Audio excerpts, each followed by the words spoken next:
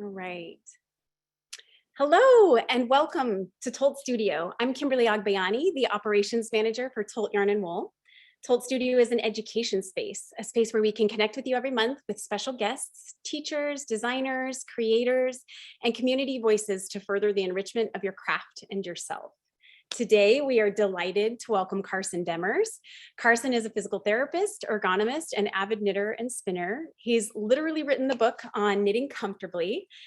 And we and our local community members have been so appreciative of the work that he's put out into the world. So we wanted to provide an opportunity for our greater community to learn a little bit from Carson's body of knowledge. Welcome, Carson. I'm going to hand it over to you. So I didn't follow my instructions and unmute myself, but sorry about that. Thank you. Well, thank you very much, Kimberly, for having me. I'm really excited to get to be here. Are you all hearing me? Kimberly, if you could just give me a. I can hear you. Okay, I had a sign that says I was still muted, and I wasn't quite understanding that. So, again, I'm really grateful to be here, and thank you very much for having me. So what I want to talk about tonight is, as we approach the end of 2021 and are sinking into the holidays, how are we going to get through it without injuries and discomfort? So I'm going to share my screen. I'm going to try to share my screen. There we go. Oops. There we go. Okay, so I'm hoping that you all are seeing a PowerPoint slide that says keeping it comfortable, surviving holiday knitting. And unfortunately, you might be seeing a bar across the top, and that's just the control panel for Zoom. And Kimberly and I and Jessica were trying to figure this out before we started and just couldn't seem to make it go away. So I apologize, and I don't think it's going to obscure anything on the slide. And I'll be saying all the stuff that's on the slides anyway.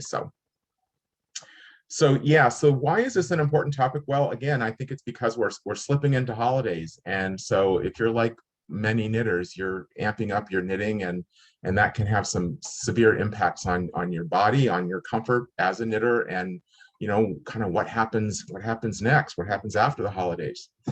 So to get started, I'll tell you just briefly who I am and why I do what I do. Again, Kimberly's introduction told you I'm a physical therapist and an ergonomist, and I've been those for more years than I am ready to admit. I just realized that it was 30 years that I was in graduate school, and that seems quite impossible. I now manage an ergonomics program in San Francisco, and I got interested in ergonomics because about 20 years ago, I got very badly injured at work due to really faulty computer ergonomics. And so, before you judge me harshly on that, why are you getting hurt? It's because back when I was in graduate school, we were taking notes, not on laptops, but with stone tablets and chisels. Really, it was many, many years ago. So we didn't have the knowledge of ergonomics. We didn't have the reliance on technology that we have today. And things are very, very different. So when I got injured, I spent a lot of time studying, taking coursework on ergonomics to better understand what's going on. And it was a 2-year period that I couldn't treat patients, and it was a really difficult time for me. I got back into the clinic, which was just really wonderful. It was sort of akin to a couple of weeks ago, I got to teach in front of a live class again, and it felt just like the day I went back into the clinic, like, oh my gosh, I'm finally home again. I got back in there and I started seeing people with ergonomics related injuries who were knitters. And, it prompted me to think, well, these folks are really having the same problems that I did. And the root cause of that is not having enough information about it. And rather than having everybody become a physical therapist or an ergonomist, I thought that I would take this into the world. And so that's why I'm here. And if you're interested in this stuff, you can find me at my website, Ergo I Knit. I'm on Twitter and Instagram, mostly Instagram, which is at Ergo I Knit for both of those. And I'm on Facebook just with my name. What I'm going to talk to you about tonight is, what could possibly go wrong? I'm making Christmas gifts or holiday gifts. What could possibly be the problem with that? I'm going to tell you what could be the problem with that and how those problems can happen. And I hope most importantly, how you can avoid them. And, the world is full of what ifs. And so there's always the possibility that best laid plans don't actually come to fruition. And so what happens if you don't make it through as comfortably as you'd like? And we'll talk a little bit about that this evening as well. So I want to start with this. I want to start by letting you know just very briefly what ergonomics really concerns itself with. And I think because I'm a physical therapist and because I talk a lot about comfort and injury, people tend to think that ergonomics is really just about safety and injury prevention. And it's really bigger than that. It's really bigger than that. It's about creating a comfortable environment that supports your productivity, your efficiency, and your safety. And I like to describe this and sort of talk about it in the context of a stool with 3 legs on it. And in my model of the stool, the seat portion of the stool represents your environment. Any environment that you put yourself in fact, every environment that you put yourself in is going to follow the same rules as you're going to learn tonight about knitting in terms of staying comfortable and preventing injuries. It is, in fact, the benchmark. Get it? Seat, bench. Sorry, that's a really bad pun. For good ergonomics is that you're comfortable in that working environment. Each of the legs of the stool are a reason that you would go into an environment. We tend not to just wander around aimlessly. We tend to go a place to do something or to have a reason for going into an environment. The first reason we go in is to be productive and get something out of the environment. So when you sit down in the evening to do your knitting, you might have a productivity goal of, I'm going to get the heel turned on this sock, or I'm going to get the cuff of my mittens done tonight, or whatever it might be. But there's usually some reason that we're going in, and there's some measure of productivity. You might even hang a little charm or something on your work just to see how much you've done in an evening's worth of knitting. The next leg on the stool speaks to the efficiency of your knitting. How efficiently do you knit? Do you have a lot of wasted movement? Do you have a lot of excessive movement? Are you working in a way that's really optimizing the time that you're spending? And the third leg of the stool is what we all usually think about, which is safety. So I want you to imagine that you're sitting on this stool, this 3-legged stool, and in order for it to be comfortable, I think you'll agree that the 3 legs need to be the same length. Because if they're not the same length, what happens is the stool gets wobbly and becomes uncomfortable to sit on. And so the relationship between productivity, efficiency, and safety are also intertwined, where if I vary the importance or the emphasis on any one of these 3 things within an environment, I'm going to upset the balance and upset the comfort level. And so what's happening at this time of year for many people who are engaged in holiday knitting is this. We are emphasizing productivity. We have given ourselves deadlines. Whatever holidays you celebrate are right around the corner, and you're probably trying to work to those deadlines so that you've got gifts able to be wrapped and distributed when it actually gets there. So it's really important for us to recognize that this is the situation that we're finding ourselves in. And I can tell you this sort of anecdote, but one of the first events in the new year that I usually teach at, it used to be the Madrona, now it's called the Red Alder Festival, or it has been replaced by Red Alder. And I love that event. And one of the things that is always interesting to me is just seeing the walking wounded who come into the classroom because they've just gone through this big bout of holiday knitting and everybody is sore and everybody is just wanting to feel better. So I know that this is a real phenomenon in our community of knitters. So what this little stool metaphor is telling us is that if we increase our emphasis or overemphasize one of these elements, it comes at the cost of the other 2. And so that will upset the comfort. And so we want to be as comfortable as possible, obviously. I think we'd all agree to that. But there's something different about knitters. I call it the knitter's brain.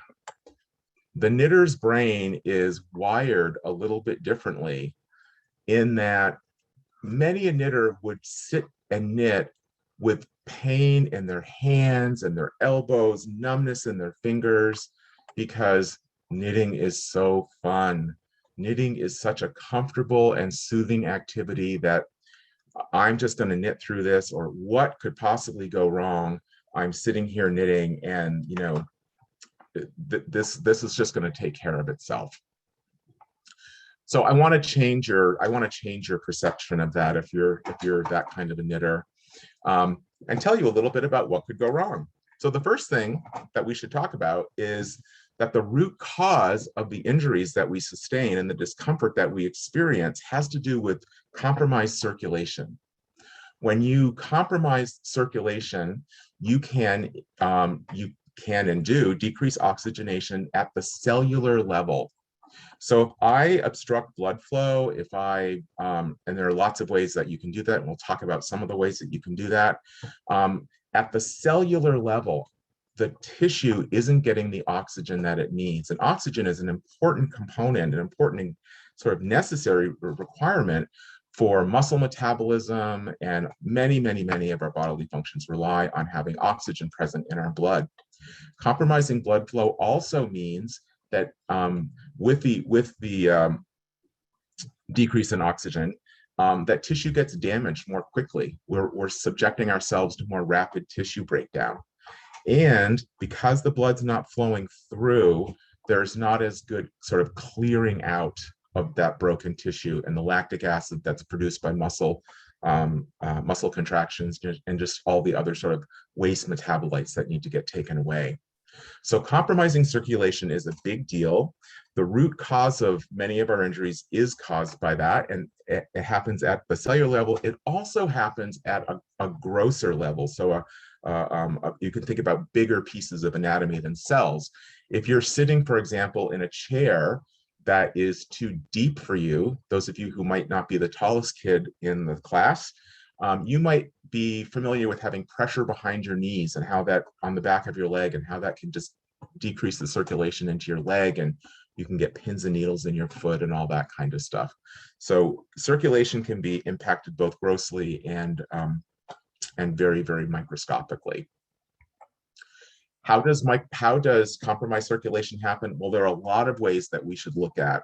The first one is being sedentary, especially in seated positions. I want to just say a quick word about sitting in the first place. When we sit down, some really important physiological things happen. Your heart rate goes down, your blood pressure goes down, your respiratory rate goes down. That's all nice because sitting is generally associated with resting. But when you're sitting in the chair and you're knitting, you're not resting, you're actually working. When you're sitting in the chair and using the computer, you're not resting, you're actually working. Muscle tissue needs to be active.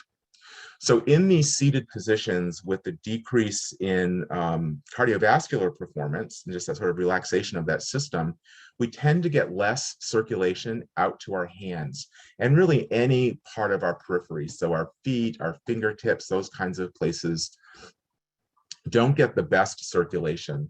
And I've talked about what happens when we don't get that good circulation. Another one of the things that happens as a result of that, cold weather actually is probably settling in for many of you. Cold weather will decrease circulation, or cold temperatures, I should say, will decrease circulation in your hands. And you all know that if you've ever been outside and made snowballs without your mittens on, your hands get really numb. Circulation is limited. The limitation to circulation to nerve tissue deadens sensation, and you can't feel your fingers as well. So the decrease in cardiovascular performance has a really big impact. Now, I want to just add to this the seated position itself.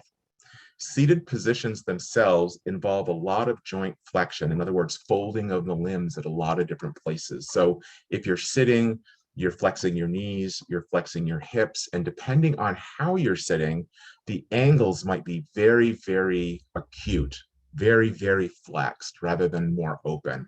And the more flexed and sort of closed those joints are, the more it compromises circulation. So sitting in more open positions helps with that. Another way that we compromise circulation is with the addition of external forces. So there are lots of ways that we get forces on our body. One of the ways that we get forces on our body is simply to knit. Knitting is work, and work is a force that's being applied to our body through muscle contraction. So holding your work, putting it in a position where you can see it, where you can visualize it. Other kinds of external forces happen when you touch the pieces or the physical things in your environment. So, for example, holding your needles, how you tension your yarn, all those kinds of things have the potential for compromising circulation. I talk a lot in some of my other classes about hybrid knitters, and I'm just going to say a quick word about that to this group tonight. In traditional knitting styles, which very few of us practice anymore, in traditional knitting styles, the forces are set up to be very minimal. But as we've learned knitting through books and through the internet, and really not sitting next to our great grandmothers or our grandmothers or even our mothers so much anymore to learn how it was to knit 6 pair of socks a week so you could put food on the table for your family, and just all the other reasons that they needed to be proficient and very ergonomic knitters. We have introduced a lot more forces in our knitting. So where I've seen it in my in my experience as an instructor is yarn tensioning and needle holds. Those tend to be some really big ones. And also, of course, the options and choices that you make for your chairs and seating. Another thing that can compromise circulation is simply how much of work you do. So frequency and duration of exposure to the work that you're doing. These two elements of exposure, frequency and duration, really are what create repetition, right? Frequency and exposure. How often, how long, that equals repetition. So I always like to tell knitters that we have to understand that we have to make peace with the fact that knitting is a repetitive task. In fact, most textile work is repetitive. Crochet, weaving, sewing, there's a lot of repetition in all of those kinds of crafts. And we have to understand what that brings to the party and how we can undo that force, because otherwise we're just really kind of sitting ducks. So we'll talk about ways to undo that force. And then the last thing that I want to point out in terms of ways to compromise circulation is the intensity of the exposure to the environment and the task that we're doing. Now, if I were to talk to you as an ergonomist, and if I were talking to you as if you were ergonomist, we would talk about intensity as being the quantifiable amount of force that your body's experiencing. And that would have a correlation to how compromised circulation might be and just what kind of potential strain that would put on your physical tissue. But I want to talk about intensity differently to you guys. And I want us to think about intensity really more from an emotional and maybe even a psychological perspective for a moment. So I'd like to just take you on a little creative visualization here. I'd like you to imagine that you are walking into a knitting class with your knitting rock star hero teacher, whoever that might be, but make it somebody who's really scary, somebody that you're really intimidated by because they're just such a genius knitter, and oh my gosh. And they ask you to pull out the waste yarn that you brought for class, and you discover that you forgot to pack it, and all you've got in your bag is a little ball of Kiviot that cost you a month's rent or something like that, because Kiviot's not very cheap.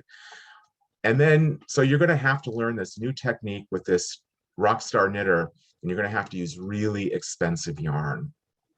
And let's really increase the odds here. Let's say that instructor has really taken a shine to you, and they want you to sit in front of the class and demonstrate the technique as they walk the class through it. So now you've got 30 pairs of eyes watching your hands knit with Kiviat, and by the way, your rockstar instructor is breathing over your shoulder. I'm going to guess that if you have walked through this visualization with me, you are clenching your jaw, your shoulders are up around your ears, and you've got a tight neck. You probably aren't breathing very deeply. It's probably a very intense situation. So what happens in these intense situations? Respiratory rate goes down, and we've already talked about that going down just by virtue of sitting. So the intensity of that gets even worse. It also has created some involuntary muscle contractions. And muscle contractions are a really important part of what we can do and how we prevent injuries from happening. So I want to just say a couple words about those. But before I move on to that, I just want to point out to you that you as a creative and curious knitter, which you all are, you wouldn't be here tonight, are interested in learning new techniques. You're interested in new experiences and exposing yourself to new aspects of knitting. So you will constantly find yourselves in these intense situations.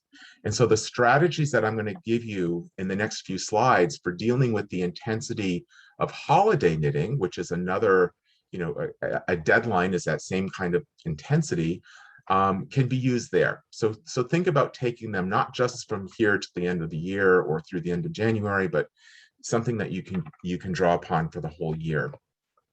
And indeed, if I didn't connect that dot, that working for a deadline does create intensity, let me do that here and now.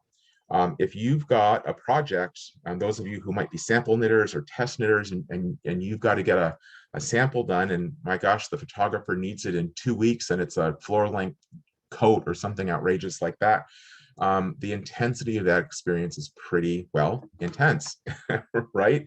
And so lots of those kinds of physical responses that I described a moment ago.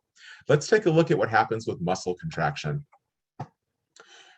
Regardless of the reason for a muscle contraction, it doesn't matter if it's a voluntary contraction to put a fork to your mouth or a yarn around a needle, or if it's an involuntary contraction where you're not even aware that your shoulders have crept up around your elbows.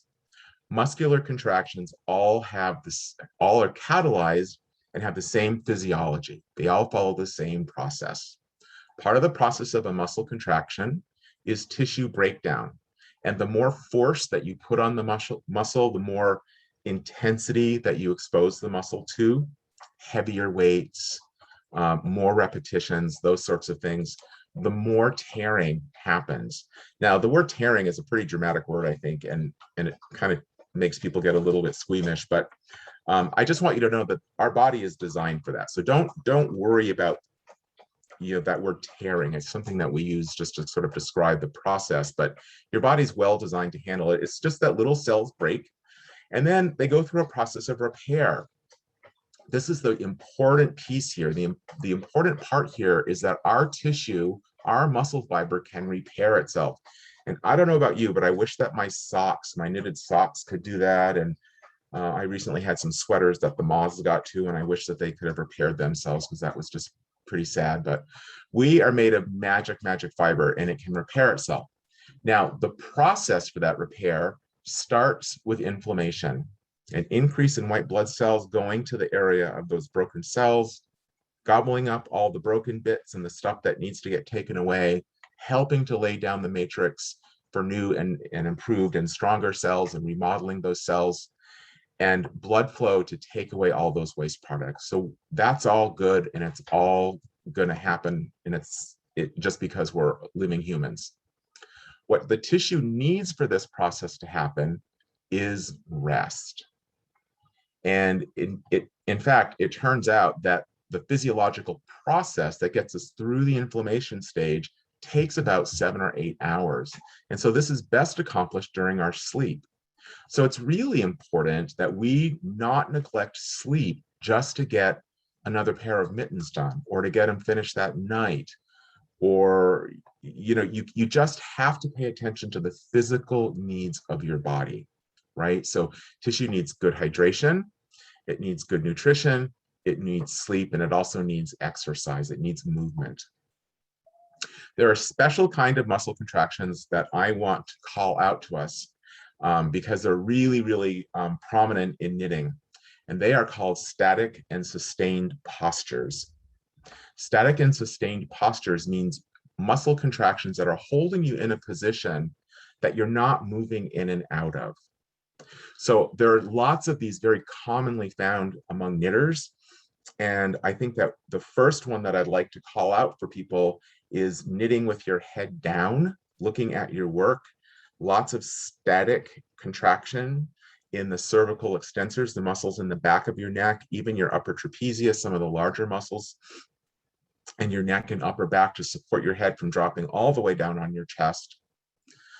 You'll also find this happening in the front of your shoulder and in your chest. So for people who are holding their work out in front of them, instead of having elbows at their sides, that posture requires constant muscle contraction. Now, the big deal about these static and sustained postures is their impact on oxygenation. They decrease circulation up to 60% to that working tissue.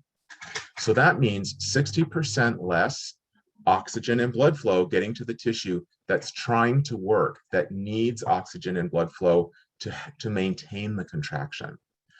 It expedites tissue breakdown. Now, when you pair that with sort of the behaviors of most of us, which would be working perhaps longer in the evening than we should, telling ourselves just one more row, suddenly an hour's gone by and we're still there, not getting enough sleep for the tissue to repair itself, we really do set ourselves up for problems because the tissue doesn't get that good 8 hours of sleep and rest. We put it back to work the next day, not just with knitting, but with other tasks that use the same tissue in the same positions, computing, driving, those kinds of things. And we set ourselves up for lots of injuries. So what is a knitter to do? Well, fortunately, we've got some options here. And I want to talk about them in the context of something that is referred to as the ergonomics equation. Now, if you're not a math person, don't worry about this. It's not going to be any high-level math here, but some really basic algebra. And you will remember, I hope, from your algebra that an equation has a couple of features. It needs to be balanced on both sides, hence the term equal equation. And equations have constants and variables. And so we want to look at those. The first thing that we're going to look at in the equation is our physical and project environment, the place we're working and the thing that we're holding into our hands. The next element of the equation are administrative controls, or how we manage our knitting. How do we manage and sort of manage the projects of knitting? And then the third element is our behavioral choices while we're knitting.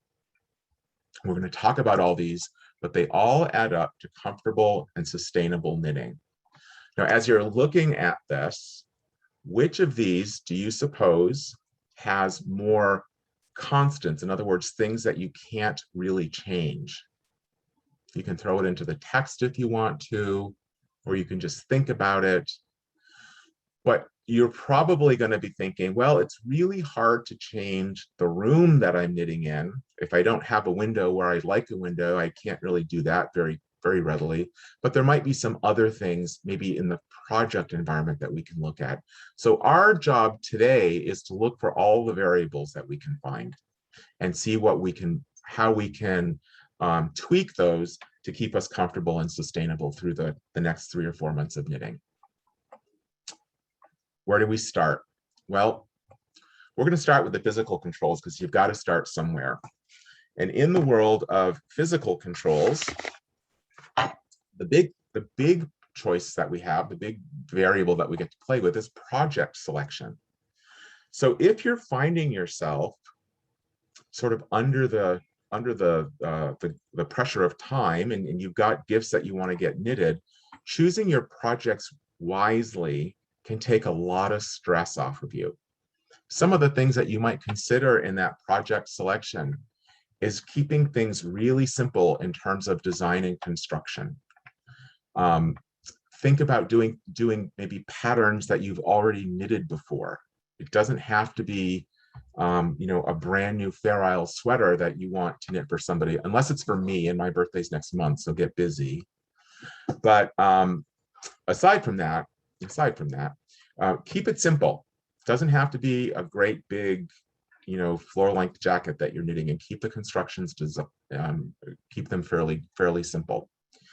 Work with familiar techniques. Holiday time and gift knitting, especially when you're talking about volume, is not the time to bring out techniques that you're not very comfortable with. It's only going to add to the intensity of the situation. So if you've never knitted brioche lace, don't promise that you're going to have a brioche lace shawl knitted for somebody on the first night of Hanukkah or even the last night of Hanukkah. It's probably not going to happen if you're not familiar with the technique. Another thing that you might want to think about are small projects and larger gauges. So this is the time to pull out that bulky yarn that you didn't know what to do with, make some cozy knits, nice hats. Everybody loves to have a big bulky knit scarf, big bulky knit hat, and mittens. They're just wonderful for this time of year. And the other thing that I would like to just add to the topic of project selection is really taking the time to lower the forces in your hands by pairing your needles and your yarn appropriately. Now, I could jump up on my soapbox about this and talk for hours, and I won't do that because we don't have that time. But what I will say to you is this: please pay attention to how slippery your yarn is and choose a needle that complements it. In other words, that is not as slippery as the yarn. You don't want to be fighting to keep the yarn on the needles. And I'm just going to throw in here that it's the number one problem that I see in classes is that people tend to be purchasing lots of superwash yarns and yarns that are very, very slippery. And they're also purchasing shiny, slippery, nickel-plated needles or other sorts of highly polished needles. And it's just an effort to keep the work on the needles. Now, all that work comes from your hands. On the flip side of that, don't have your sticky yarns with sticky needles or with grippy needles. So if you're going to be knitting me that Fair Isle sweater, and maybe you're going to be using some Jameson Spindrift, which is what I'm using presently, you're not going to want to do that on a grippy needle like a bamboo needle or a plastic needle that's not really smooth, because the yarn itself is so sticky. You don't want to have to fight to get the stitches to move along. You don't want to have to fight with the needle that doesn't have a nice smooth join. So those are some things that you'd want to look at in terms of pairing your project to match your needles. Other things that you could look at with this is how long is the tip on your needle? And for that, you want how long should it be? You want to take a look at your stitch pattern itself. If you have a lot of wraps or a lot of stitches that are going to be worked in a single maneuver, you need a nice long tip on that needle. If you're doing just knits and purls or simple, maybe some decreases, just single decreases, you don't necessarily need to have such a long tip. And having that longer tip could actually impact your efficiency because it's just a longer distance to wrap, longer distance to get the new stitch past that taper so that you get the gauge of the needle. So taking a few minutes to sort that out and really get the right needles in your hands for that project will make a world of difference in decreasing how hard your hands have to work. Think also about the yarn choices that you're using. This is probably not a great time, especially if you are prone to hand fatigue or hand soreness, to be doing a lot of projects with fibers that aren't very bouncy. So maybe stay away from linen and cotton for maybe not all of it, but for the bulk of your projects, I would try to keep it with a fiber that's got some elasticity and some memory in it, just because it's easier to work with your hands. So those are some thoughts on the physical controls. Let's take a look at administrative controls. And you'll remember, this is how we manage our work. How do we actually plan our knitting and sort of get the work done? I always like to just say this, please don't hate me for telling you this, but if you're finding yourself year after year in a crunch for holiday knitting, I just want to remind you that the holidays happen every single year, and it's mostly at the same time. And if that sounds snarky, it's because I'm from New England and that's just how we talk. But my point is, we know that they're coming, right? We know that they're coming. So plan ahead, right? And I know it's a little late to do that if you haven't done it this year, but it's not too late to start planning for next year. And so plan ahead. You don't have to wait until the very last minute. And following all those other guidelines about simple projects and so forth, you'll find that this kind of takes care of itself. Of course, there's always going to be that special gift. I usually like to do a sweater or a special shawl or something for my mom for Christmas. And that's kind of a different thing. But, you know, for friends in the office and what have you, I'm not going to be knitting stuff like that. I'm going to be taking my own advice and doing kind of quick, simple projects. Another way that you can kind of make this kind of work for you is try the I gotta have that skein technique. And I learned this from a knitter I think I was teaching in Texas, and I just love this technique so much. And I know that you all have had this experience of going to the yarn shop or to a fiber festival, and you know, you may have even spent your whole budget, but you find that skein of yarn that just is calling your name, and you sort of got to have it. You don't know what it's for, but if you walk out of there without it, you're going to have remorse, non-buyer's remorse. I don't know what that really is called, but that's what I'll call it. So like a good knitter, you are going to buy that skein, and that's what this knitter friend of mine does in Texas, and then she keeps it out and looks at it. I have a bowl of that kind of yarn on my coffee table, and I look at it every day, and then it talks to me and it says, hey, I want to be a cowl, or I want to be a pair of mittens for your nephew, or I want to be whatever. And I knit them up and I put them in a container. She puts them in a container. And then at the holidays, she has her friends over for a holiday get together, and she pulls out the tote and she says, choose your present.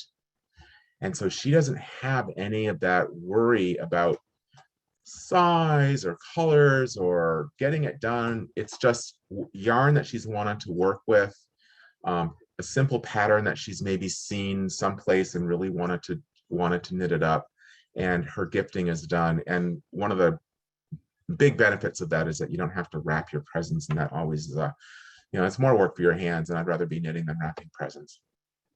So that's kind of a cool strategy. Something else that you can think of in terms of administrative control is varying the complexity of your projects, especially as you're entering, you know, maybe a time where productivity is going to get more emphasized. It's always a good idea to have a simple, easy project on the needles, maybe a self-striping sock, or maybe just a pair of mittens that have a really simple structure, construction, something that you're used to, hats, those kinds of things. And maybe you have your errand project going on, or maybe you've got your Bavarian twisted hat going on that you're going to give your special gift recipient for the year, so that you've got something that's going to be easy that you can pick up and work on, and something that's going to be more complicated that you can put down if you start to feel tired. That complex project might be the project that has the less forgiving yarn. You know, maybe you're doing a silk cowl, and silk is a really tough fiber on your hands. So maybe you spend a half an hour on that, and you put it down and pick up the self-striping sock and work on that for, you know, equal amount of time or longer. The other thing that we can do to sort of avoid some of this stuff is look at our behavioral controls. Now, in the world of constants and variables, this world has the most variables. In other words, you have a lot more control over your behaviors than you do over your physical environment. That being said, these are sometimes the hardest things, the hardest variables to implement or to change, because we all know change is not easy, is it? So I want to give you some things that I think are pretty doable, what I would call pretty low-hanging fruit, to help you reduce all the forces that you're going to be experiencing over the next few weeks and keep you comfortable, so that you come out of this in really good shape. The first little tip I have is I call them a movement marker or a mindfulness marker. And it's just such an easy thing to do. You simply put a stitch marker somewhere on your needle at some point in the knitting, and make sure it looks different. If you've got stitch markers on there to mark shaping or repeat changes or whatever, make sure that this is a different one so you don't make a mistake in your knitting. And coming to this movement marker simply means it's a time for you to check in with your body. Ask yourself, what's my posture like? Am I sitting in good position? When was my last deep breath? Where are my shoulders? Are they up around my ears? Am I experiencing stress anywhere? Am I gripping my needles really tightly? How do my hands feel? So just take an inventory, especially of the areas that you're prone to having some discomfort, and see what's going on there. Movement markers can also prompt you for movement. So depending on the circumference of the piece that I'm working on, if I were doing a hat, maybe every third time I pass that marker, it's my cue to stand up and stretch a little bit, shake my hands, swing my arms, and get some circulation back down into my hands so that I've got, good blood flow back down there. And the marker is just my little reminder for that. If it's something larger circumference, like a sweater, I might do it every round or every other round. It just depends on how big it is, kind of what my body needs at that time.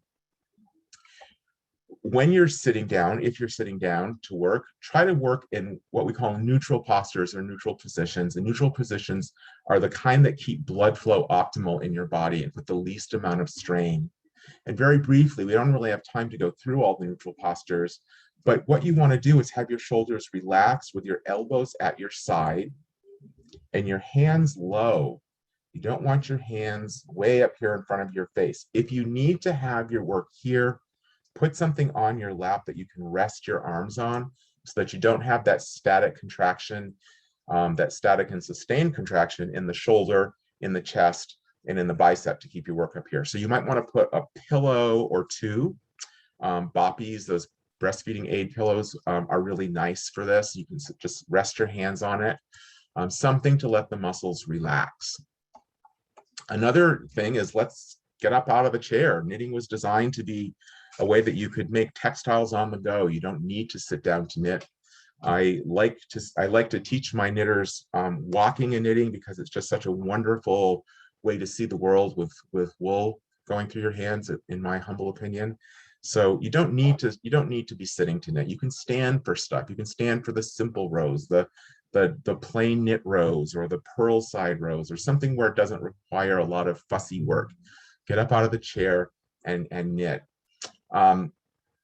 Certainly varying postures, neutral postures are great, but you still want to move in and out of them. So stretching, some simple stretches, shaking your arms out is a really easy one to do. I love to have folks, especially in the winter and colder climates, stand up and just swing their arms at their side so they can let gravity help to get circulation down in their hands. It's a great tip for any of you who might be experiencing arthritis in your hands to help keep them warm for knitting. Also helpful if you've got circulation problems and maybe carpal tunnel syndrome, symptoms related to circulation, just that shaking can really help to wake up your hands. Really important to stay hydrated. Your blood volume is reliant on your water intake, so make sure that you keep that up. Not drinking a lot of diuretic kinds of things like caffeine, alcohol. And need I say more, it's really, really important that you get good sleep, because that's when the tissue healing happens. One more thing, pain-free knitters do not say just one more row. I just really want to highlight this for people, because as you're entering a time when the productivity is up, the intensity is up, and the deadlines are close, when your brain is saying just one more row, what it's really saying is, I'm tired. And don't let the knitter's brain syndrome set in on you, because that's really another way that we can get ourselves into some trouble. So these are some, I think, pretty low-hanging fruit that you can try just to kind of, I think they're good practices for any knitter, but certainly when you're going into a period of time where there is a lot of intensity, a lot of productivity, a lot of deadline work that's coming up. One other thing that I just want to add to this in terms of where would I fit this? I would probably put this into behaviors. There is absolutely nothing wrong with not finishing a project and gifting a piece of the yarn and maybe a picture of what the project is going to be.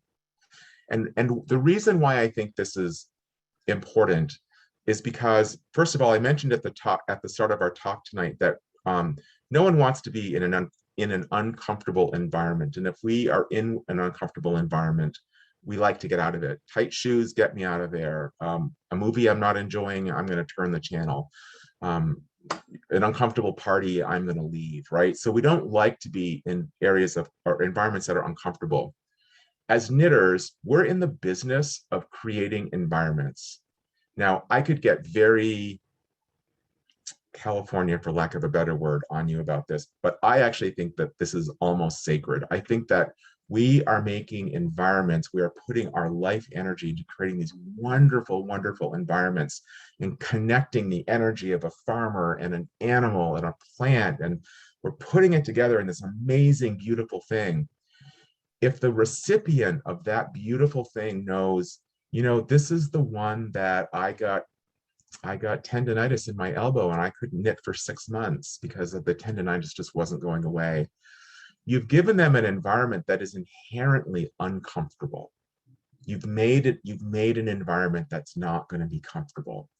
So they don't want that. They know the joy that knitting brings to you. And I can promise you, they'd much rather have you intact and a beautiful environment waiting for them in April, if that's how long it takes, rather than having you get injured. So I just want to put that out there. Our work is really, really special, and the people who are knit worthy, I think, really appreciate that. So what happens when things go wrong? What if you do overdo? You've followed things best you can, and you still find that you've overdone it. Well, the first thing I want to say is don't ignore the pain. You've got to act on it. Pay attention to the discomfort. In other words, do not work through it. Stop and figure out what kind of forces are on the tissue.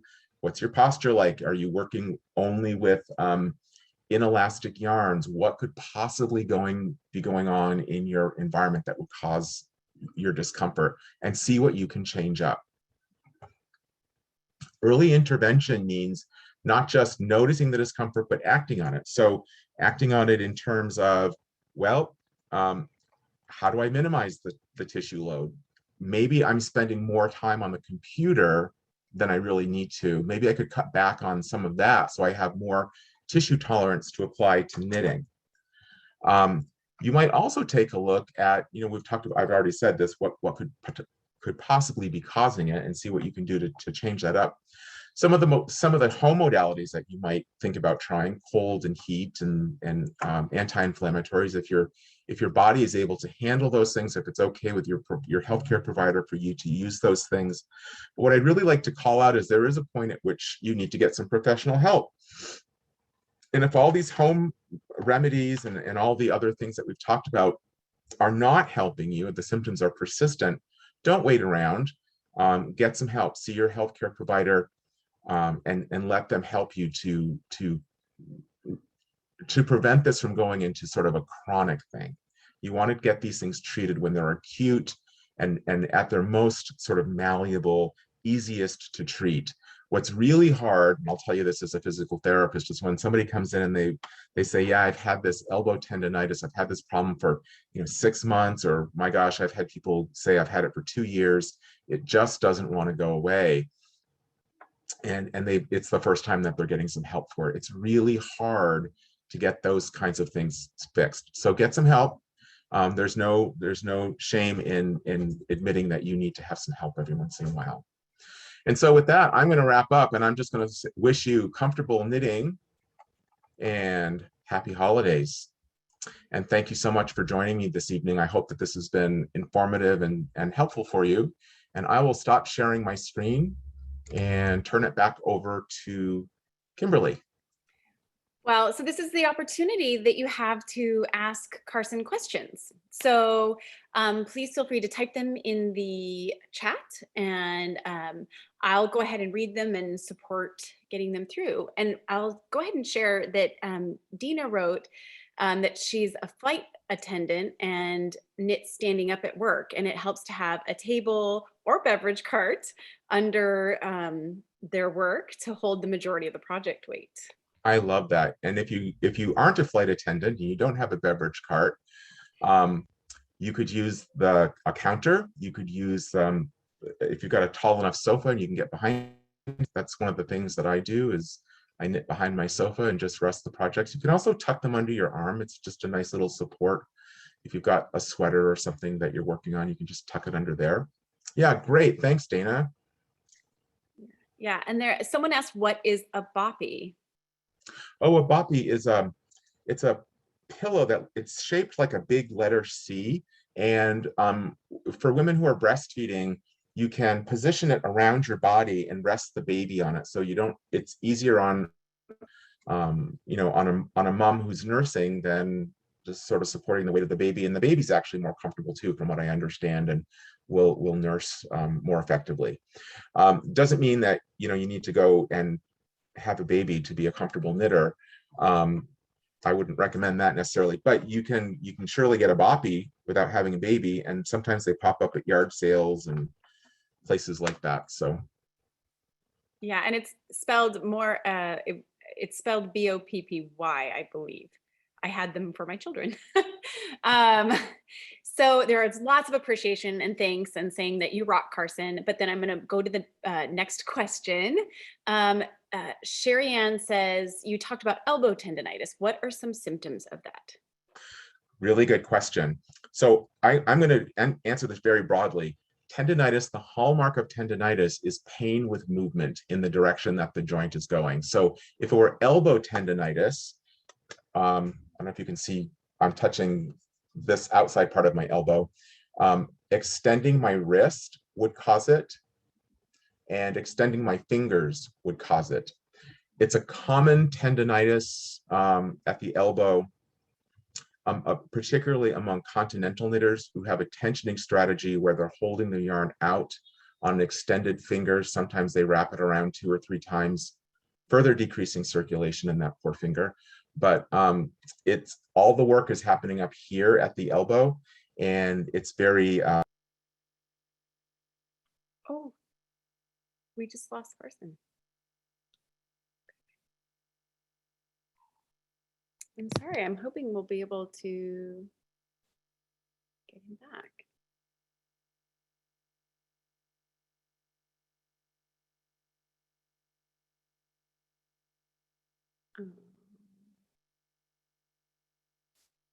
Let's send a message.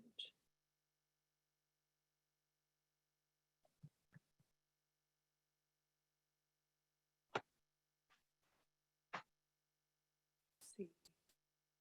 I guess I shouldn't rush to knit something for Diwali tomorrow, huh? Yeah, probably not.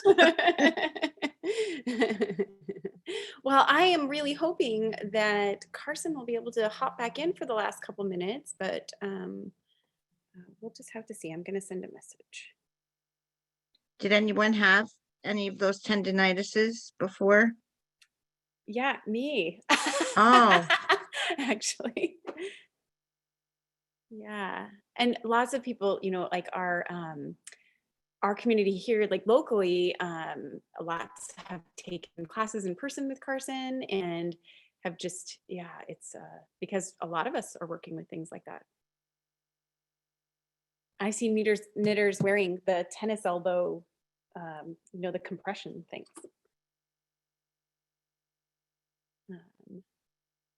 Well, I'm going to say a great big thanks to Carson for joining us, and thank you to everyone who's here. I'm so sorry that, oh, Carson's there, so just hold on.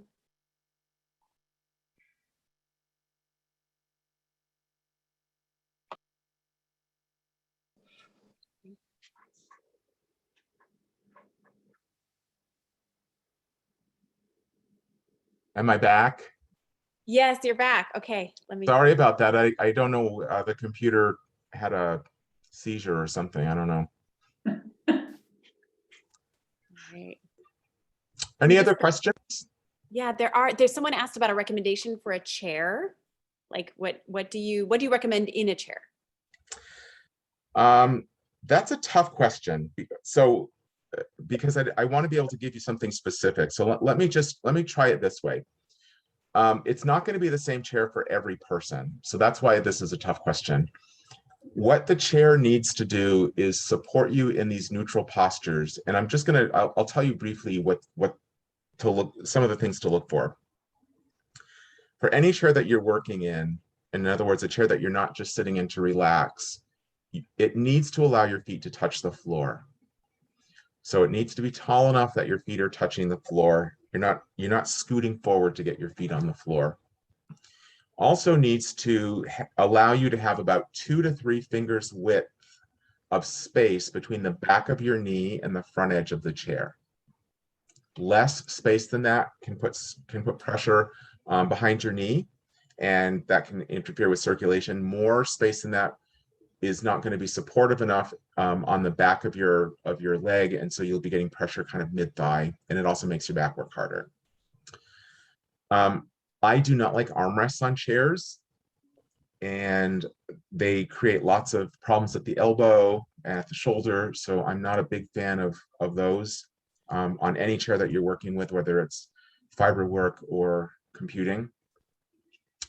And then in terms of backrest, you do need to have some back support, but I think people often go for backrests that are too high. And if the backrest is really any higher than the bottom of your shoulder blades for a work chair you're going to work in, I would say that's too high. So the idea of having a chair lower allows you to get your shoulders back, allows you even to circle your shoulders. The more backrest you have, the more it pushes you forward and into this sort of slumped, hunched posture, and that limits lung capacity and just circulation and all of that. So yeah. Okay. All right. We are there's some very specific questions about particular style, like their particular things. We might be able to just answer one more, and that is, are there any differences in forces between knitting in the American way, which may be throwing is what they mean, versus the continental way? Are there difference in forces? There are, the answer is yes. And then really, I think that the question is more about where are the forces coming from, and where are the risky forces coming from. So I would say that with continental knitting, sort of the big issue that I see with forces in continental knitting really have a lot to do with this style of tensioning, which really relies on a sustained extended finger, causes lots of discomfort in the hand, in the wrist, and in the elbow. In English style knitting, there are a couple things. It's just in my humble opinion, because I am sort of biased towards English style knitting, that we've lost touch with the really optimal ways to do that. And so what happens, I think, a lot with English style knitters is that the tensioning style is really not to have a tensioning style. In other words, the yarn is just sort of held next to the needle or parallel to the needle. Typically the right side or receiving side needle is held really far back, and it's let go. The yarn is pinched and it's kind of thrown around and then brought back and poked through. So for English knitters, there are a couple of risks. One is this kind of, well, certainly the risk to efficiency, because that knitting that way with that yarn tensioning is not an efficient way to do the job.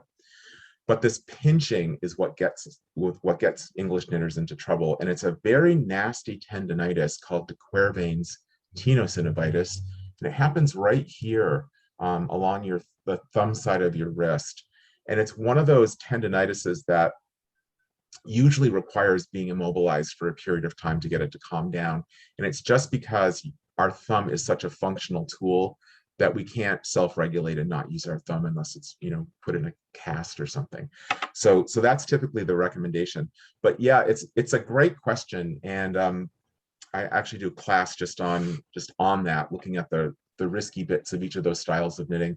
And we could, and we won't, but we could expand that conversation to include Portuguese knitting, right? Because Portuguese knitting, all work, everything we do introduces some kind of risk. And for Portuguese knitting, it's a very left thumb intensive process. And so it's a higher risk for that kind of for that tissue to have a problem than the other European styles. Great. Okay. Well, I'm sad to say that that's the last question we'll be able to do right at now. I'll join you here. Thank you so much for joining us. It's been a delight.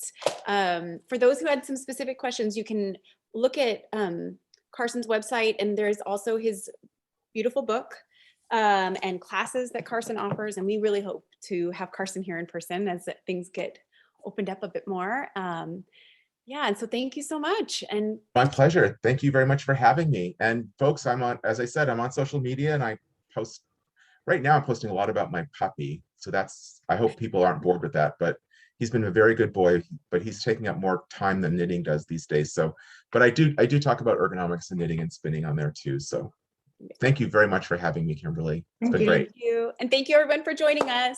Hope you have a Nice great to see so evening. many of my friends out there. Jane, Deb, great to see you here. All right. Good night. Bye-bye. Thank you, Carson.